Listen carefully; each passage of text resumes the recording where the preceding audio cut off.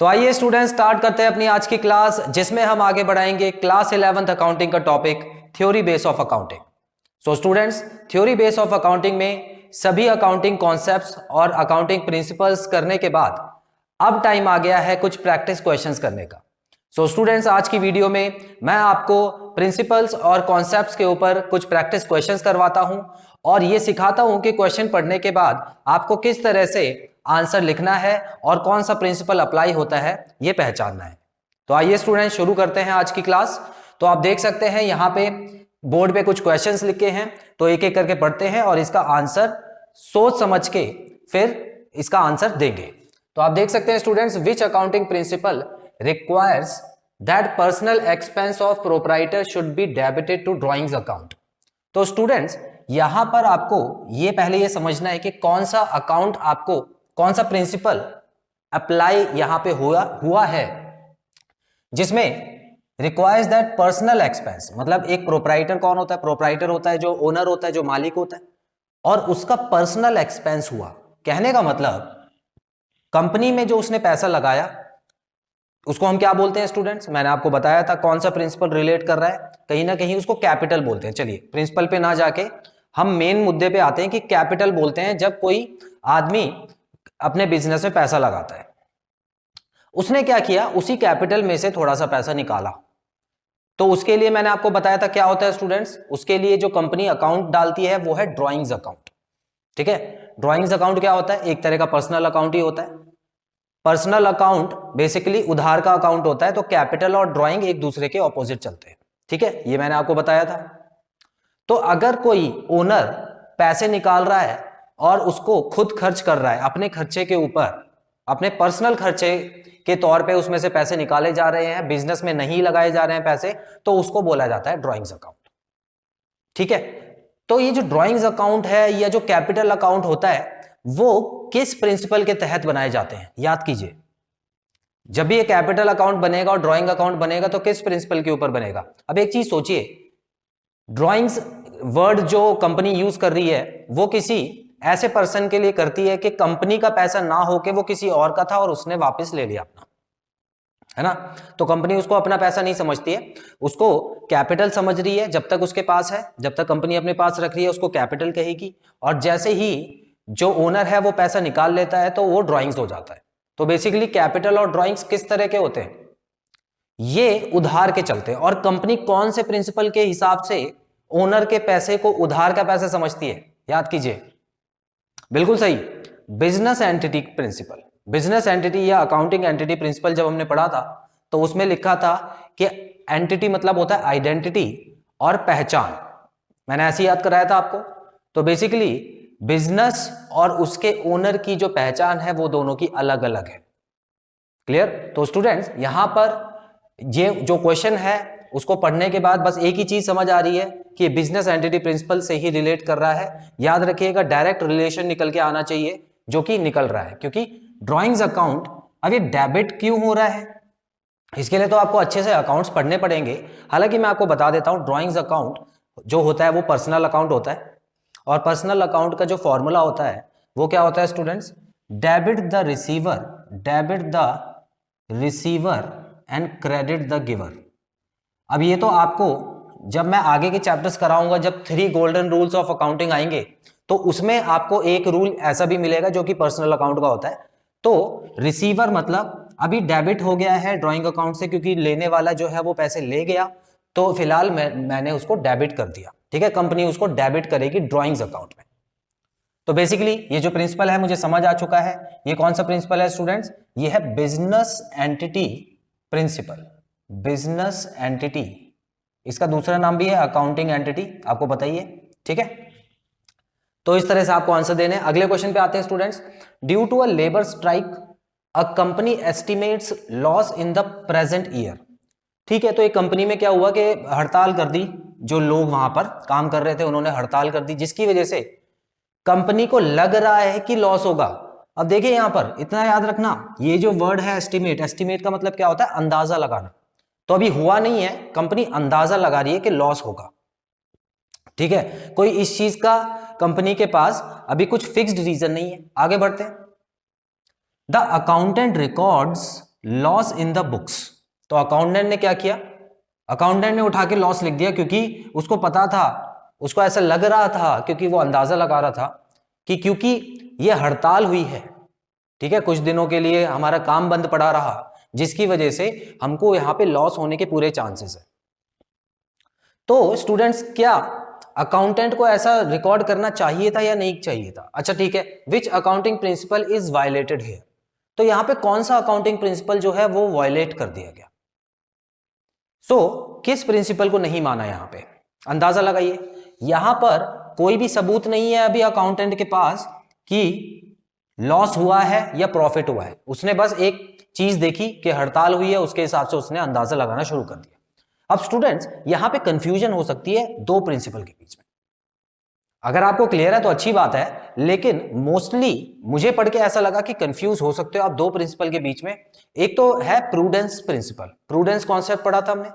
Prudence concept के हिसाब से क्या था कि अगर कोई भी नुकसान फ्यूचर में होने वाला है तो उसके लिए अभी से तैयारी कर लो, लेकिन अगर कोई फायदा होने वाला है तो उसके लिए तैयार होने की जरूरत नहीं है, उसके हिसाब से हमको नहीं चलना, है ना। प्रूडेंस प्रिंसिपल यही था, जिसके हिसाब से जितने भी प्रोविजंस वगैरह बने थे वो थे।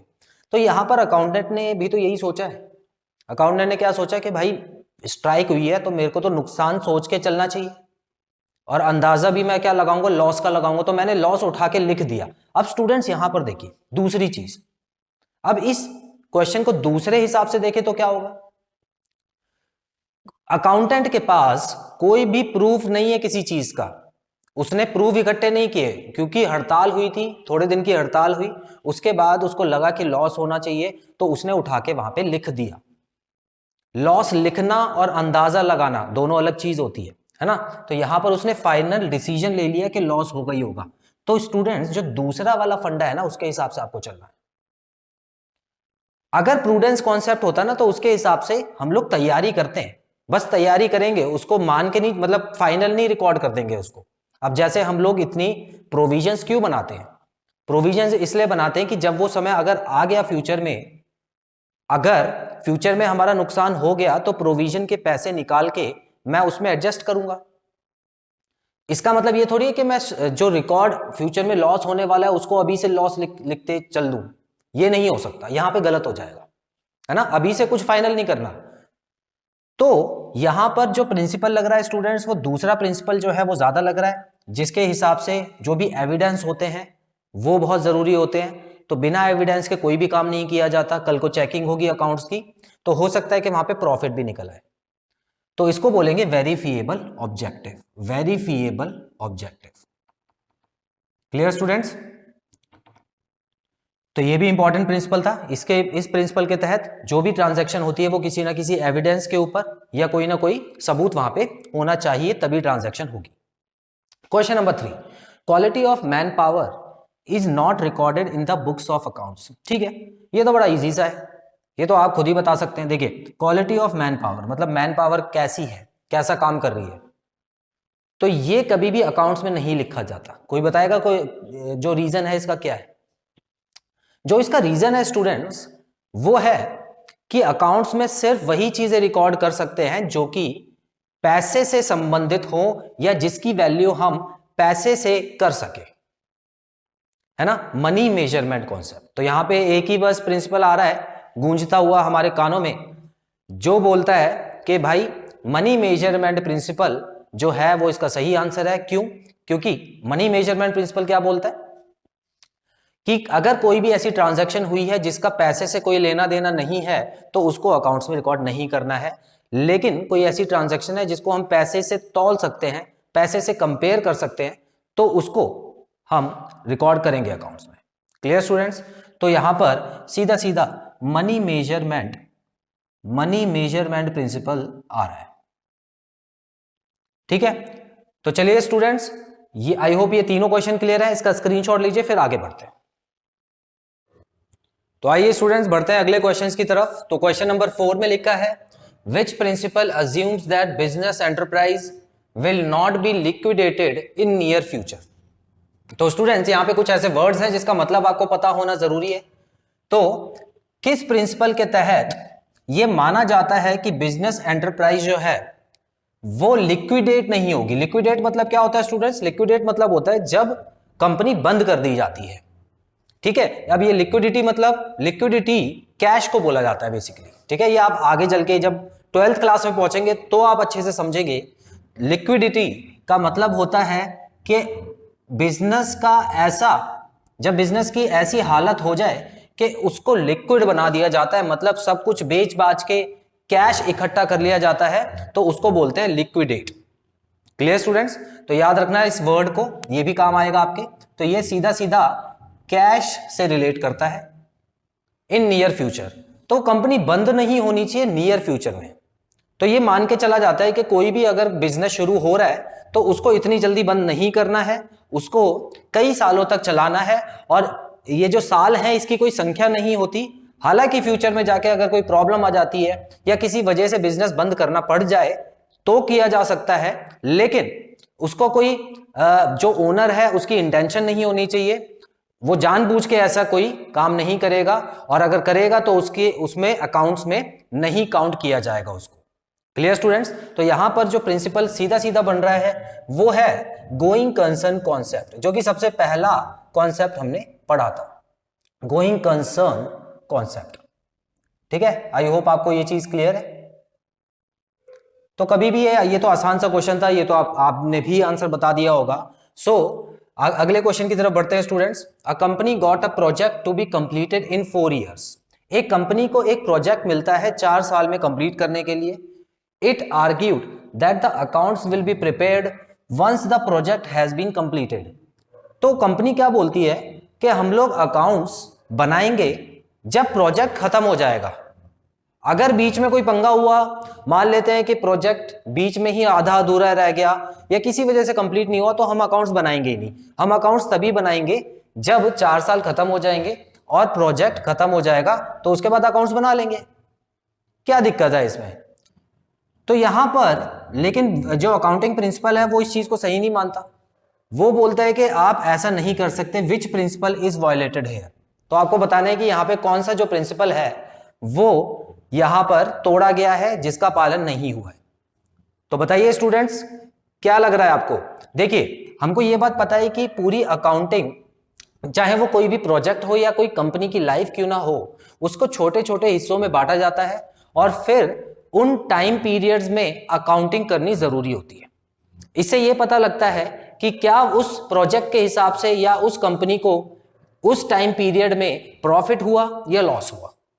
उसके हिसाब से फिर वो आगे अपने डिसीजंस लेती है, और अकाउंटिंग यूजर्स भी होते हैं जो कि उस अकाउंटिंग इंफॉर्मेशन को यूज करते हैं। ये बात तो हम सबको पता ही है।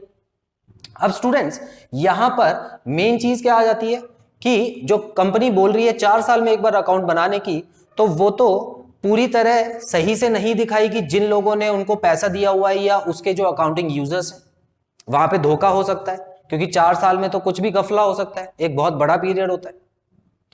तो यहां पर कंपनी को क्या करना चाहिए? इन 4 सालों को एक एक साल में डिवाइड करके 4 बार अकाउंटिंग करनी चाहिए।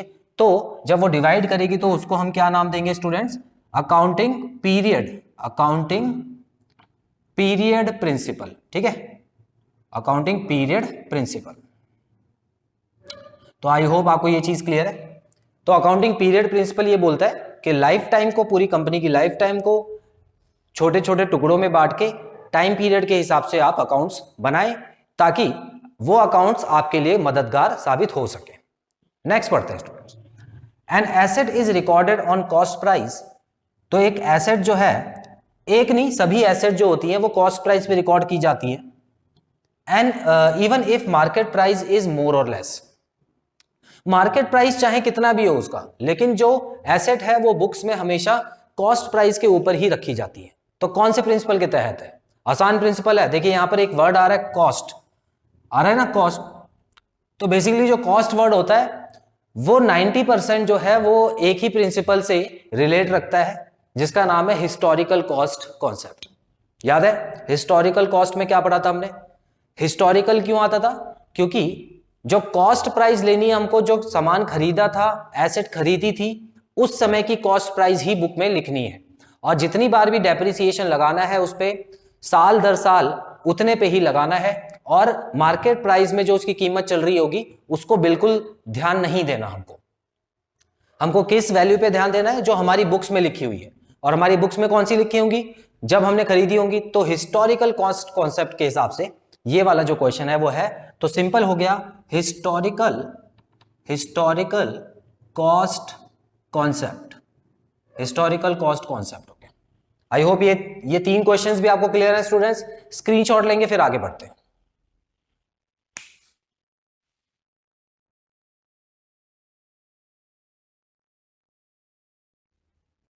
तो चलिए स्टूडेंट्स बढ़ते हैं अगले क्वेश्चंस की तरफ। लिखा है क्वेश्चन नंबर 7 में, if one aspect of a transaction is not recorded which accounting concept will be violated. So students, हमको पता है कि अकाउंट्स पढ़ते समय कोई भी ट्रांजैक्शन जब होती है तो उसके 2 एस्पेक्ट होते हैं, एक डेबिट होता है और दूसरा क्रेडिट होता है। और ये जो डेबिट क्रेडिट है ये हमेशा बराबर अमाउंट से होते हैं, जिससे कि एंड में जाके सभी ट्रांजैक्शंस को जब हम काउंट करते हैं, जब ट्रांजैक्शंस के अमाउंट को ऐड करते हैं तो हमेशा डेबिट और क्रेडिट बराबर ही आता है, जिसकी वजह से बैलेंस शीट भी बनती है। ठीक है, तो याद आया आपको कौन सा कॉन्सेप्ट है?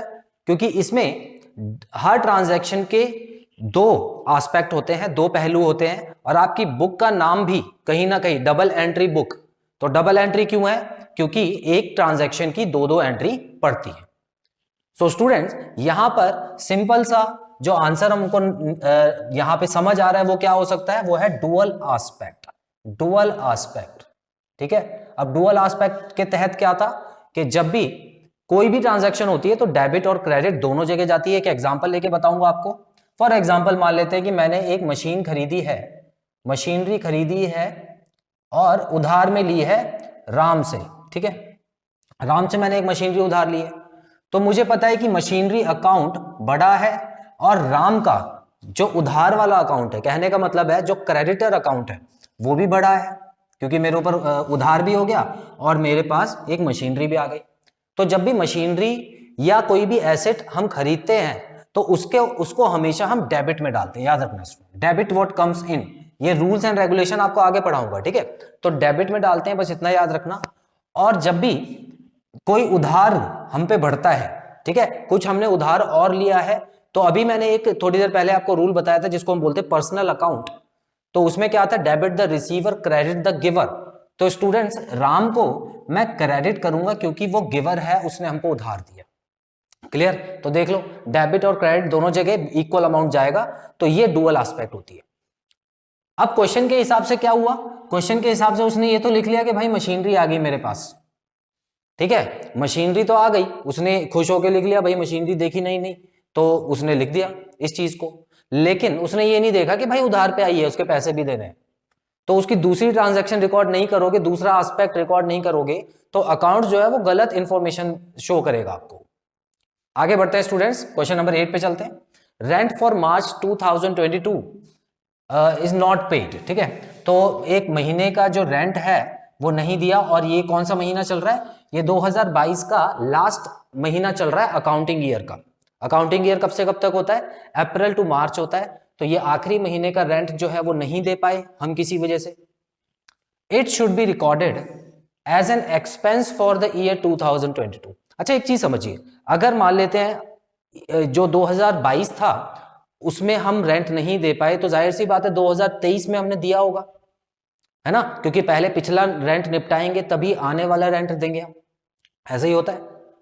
तो क्या जब मैंने रेंट का पैसा दिया होगा अगले साल, तो उसको मैं कब का एक्सपेंस मानूं? उसको मैं 2022 का एक्सपेंस मानूंगा या 23 का एक्सपेंस मानूंगा? तो स्टूडेंट्स, जब मैंने सर्विस यूज की, मतलब उस जगह को जब मैंने यूज किया, तो वो तो 2022 साल चल रहा था ना, जिसका मैंने किराया नहीं दिया।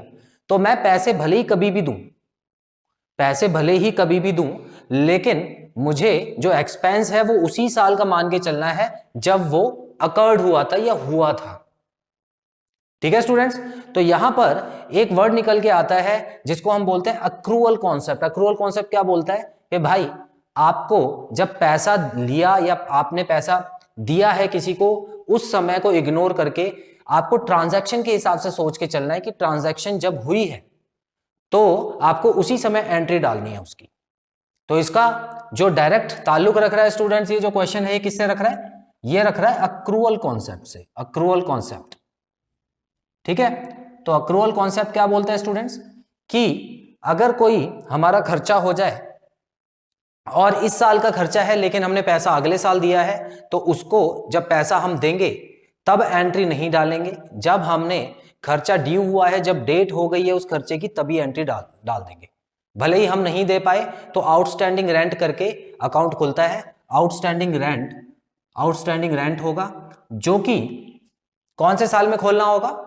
उसी दिन, मार्च का जब महीना चल रहा था, जब डेट हुई होगी रेंट देने की, तो उसी दिन एंट्री डलेगी आउटस्टैंडिंग रेंट की। उसके बाद जब हम अगले साल दे देंगे तो उसको फिर दोबारा से हटा देंगे। ठीक है, हम अपना कैश कम कर लेंगे और आउटस्टैंडिंग रेंट को पूरा दोबारा से हटा देंगे, लेकिन रहेगा तो उसी साल का खर्चा। ठीक है स्टूडेंट्स, आई होप ये चीज क्लियर है। सो यहां पर 8 क्वेश्चन मैंने आपको अच्छे से समझा दिए। 9th क्वेश्चन जो है स्टूडेंट्स बहुत इजी क्वेश्चन है, इसको आपको होमवर्क के लिए मैं देने की सोच रहा हूं, तो इसको आप अच्छे से समझिएगा और जो भी आपका आंसर आता है उसको कमेंट बॉक्स में मेंशन कीजिएगा, ताकि मैं उसका करेक्ट आंसर आपको बता सकूं। सो स्टूडेंट्स, इसका भी स्क्रीनशॉट ले लीजिए, उसके बाद मैं वीडियो कंक्लूड करता हूं।